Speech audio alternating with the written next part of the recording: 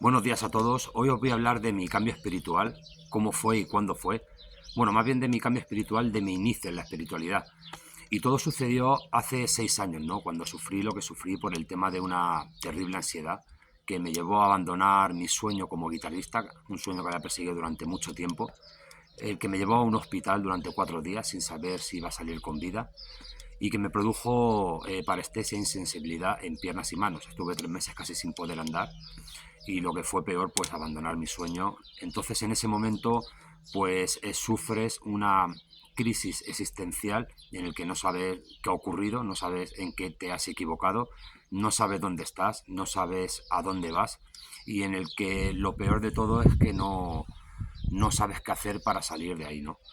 Entonces encontré en el camino espiritual pues muchas respuestas a muchas preguntas y conocí el camino que me llevó al punto que me llevó, ¿no? Entonces, hoy os quiero hablar un poco de cómo empecé, ¿no? Y esto fue hace 6 años, cuando empecé a leer libros de autoayuda y todos me llevaban al mismo punto, ¿no? Si tú empiezas a leer libros de autoayuda de un autor u otro, pues todos te van guiando hacia caminos parecidos, ¿no? Hacia encontrarte contigo mismo, descubrir quién eres, corregir patrones de pensamiento, y todo ese tipo de cosas que son errores que cometemos diariamente porque tenemos un gran desconocimiento de cómo funciona la mente humana, cómo funciona el universo y cómo funciona absolutamente todo.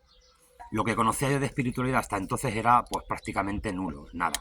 Lo poco que conocía era un poco la religión católica que nos enseñaron de pequeños y que realmente pues tampoco nos aporta por el enfoque que nos dan de lo que realmente querían transmitir con esas enseñanzas, ¿no? Ahora después, con el tiempo, he leído y he estudiado así bastantes cosas de la Biblia y el enfoque que quieren dar no tiene nada que ver al mensaje que nos querían transmitir. Entonces, es un error que al final te hace pues que no vayas creyendo en ello, que lo poco que creas pues vaya desapareciendo de tu mente y llega un punto de tu vida que como no conoces otra cosa pues empiezas a no creer realmente en nada, ¿no? Y te quedas un poco desorientado. Siempre digo que el tener fe en algo es muy importante, que al final hemos perdido la fe en todas las religiones, en todo lo que es espiritual y yo creo que en el camino espiritual están las respuestas a muchas preguntas. Todas las lecturas que hice, todas me llevaban al plano budista, ¿no? Es donde encuentras realmente todo lo que tienes que conocer del plano espiritual, ¿no? Al final todas las religiones llegan al mismo punto. O sea, esto no es cuestión de una religión u otra o tener enfrentamiento. Si esto es encontrar tu esencia espiritual, ¿vale? Encontrarte con quién eres. Entonces hubo autores que me marcaron muchísimo con sus libros y sus enseñanzas, especialmente las enseñanzas de Buda me enseñaron muchísimo el camino, ¿vale? Y no es solamente cuestión de leer, no, es de leer y aplicar esas enseñanzas, ¿no? O sea, no hace falta que leas una gran cantidad de texto todos los días, sino leer un poco, metértelo en la cabeza y eso irlo aplicando día a día. Si tú haces esto diariamente, pues vas desarrollándote espiritualmente a pasos agigantados, ¿no? Y luego hubo dos autores que con 2 libros, sobre todo con 2 libros, leí varios libros de ellos, pero sobre todo estos que os voy a decir, me guiaron muchísimo el camino, me ayudaron muchísimo, ¿no? En el tema de conocer cómo funcionan los pensamientos, fue Eckhart Tolle,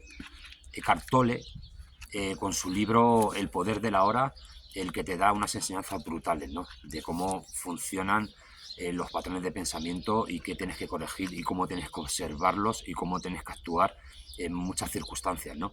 Y luego las leyes espirituales del éxito de Deepak Chopra es brutal ese libro, ¿no? Ahí entendí cómo funciona el universo, ahí entendí que las leyes universales existen y que si aplicas diariamente todas esas enseñanzas vas a dar un subidón en tu vida brutal. Entonces puedo decir que es el budismo el que me ha guiado el camino y en el que he encontrado mi práctica espiritual, ¿no?